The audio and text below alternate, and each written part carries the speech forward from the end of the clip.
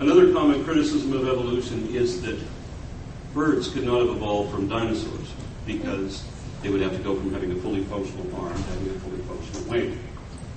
That's too much mutation for one generation. It means it would be a long enduring intermediate stage wherein a partially feathered arm wouldn't yet be functional as a wing. And because such a dramatic transition might also diminish the function of the arm, then natural selection, being blind and unguided and not having any future goal in mind, wouldn't be able to favor such an adaptation, or such a development, rather.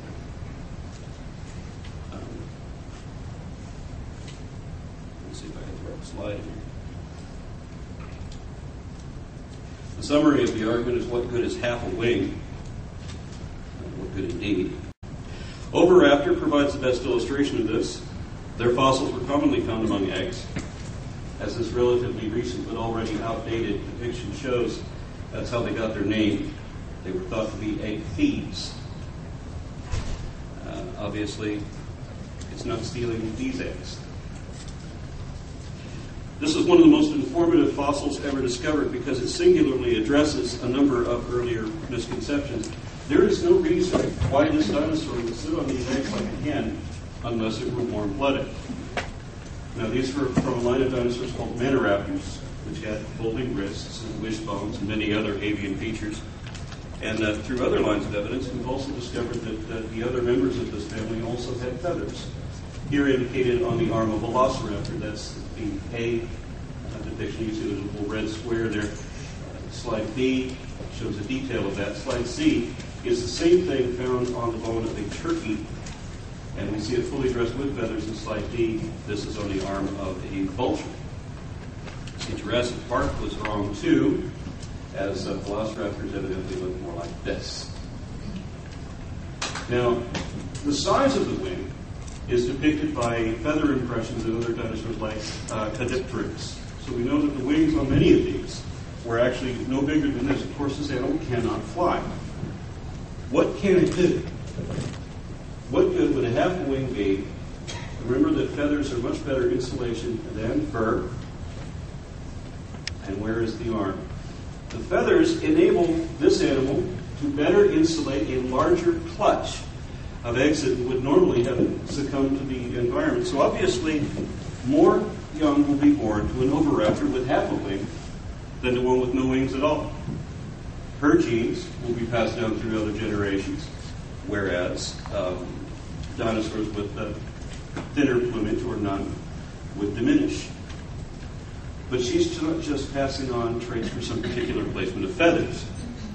She's passing on traits of maternal bonding. This is where dinosaurs are distinct from the common concept of reptiles. There are many species whose parents' role is so slight that they must be born fully capable. These are the species commonly referred to as cold-blooded in both the literal and metaphorical sense. The only animals with compassion are those who were once dependent. And so the half wing here, rather like the mammaries that give our class its name, enforce a term of bonding that is already innate.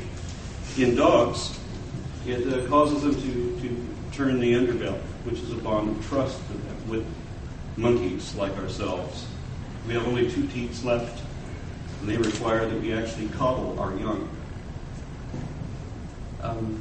Just as it is mathematically obvious that a creature that does not eat its young has an evolutionary advantage over one that will, it is that much more advantageous to have a parent who dedicates their own existence toward the preservation of their spawn.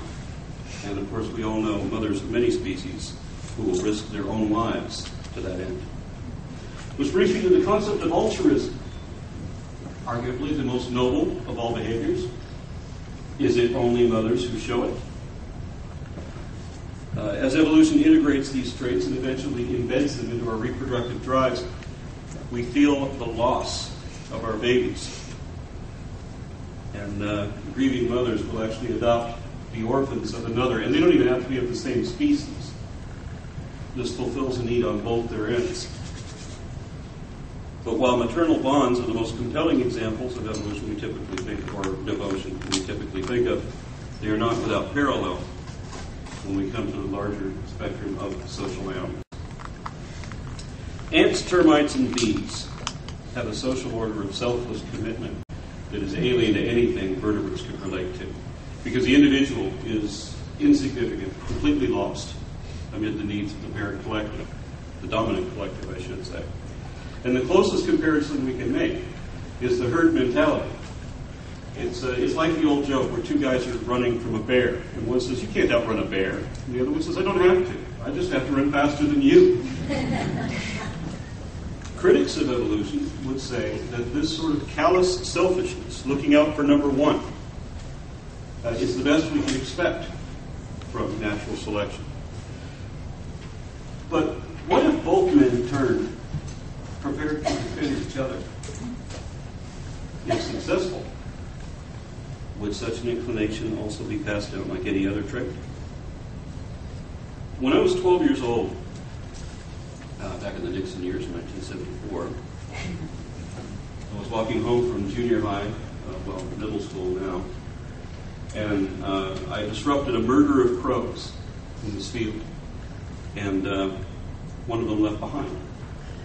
Couldn't fly it on the mountain, just didn't seem healthy enough to get away.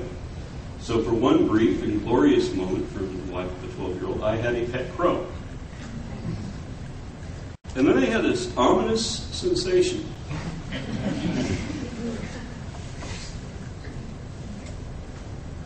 I looked up and saw a funnel cloud of large black birds descending on yours truly.